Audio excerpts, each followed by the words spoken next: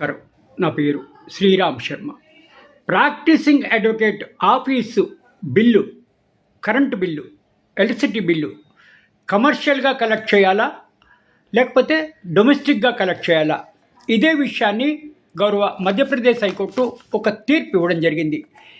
ఇక్కడ మధ్యప్రదేశ్ ఒక అడ్వకేట్ గారి ఆఫీస్కు కమర్షియల్గా బిల్లు వేశారు.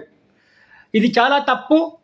రెసిడెన్షియల్గా వెయ్యాలి, డొమెస్టిక్గా వెయ్యాలి అని గౌరవ మధ్యప్రదేశ్ హైకోర్టులో ఛాలెంజ్ చేశాడు ఆ అడ్వకేట్ గారు.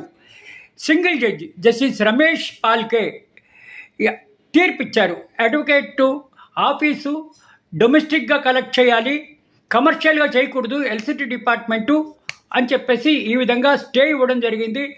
ఇట్లా ఎలక్ట్రిసిటీ బిల్లు కమర్షియల్గా కలెక్ట్ చేయకుండా స్టే ఇచ్చారు. అంటే దీని అర్థం ఏంటి?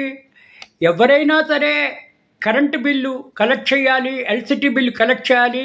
ఈ ఎలక్ట్రిసిటీ డిపార్ట్మెంట్ అంటే అడ్వకేట్ ఆఫీస్కి డొమెస్టిక్గా కలెక్ట్ చేయాలి, కమర్షియల్గా రేట్లలో కలెక్ట్ చేయడానికి వీల్లేదు అని ఈ తీర్పు ద్వారా మనకు తెలుస్తోంది.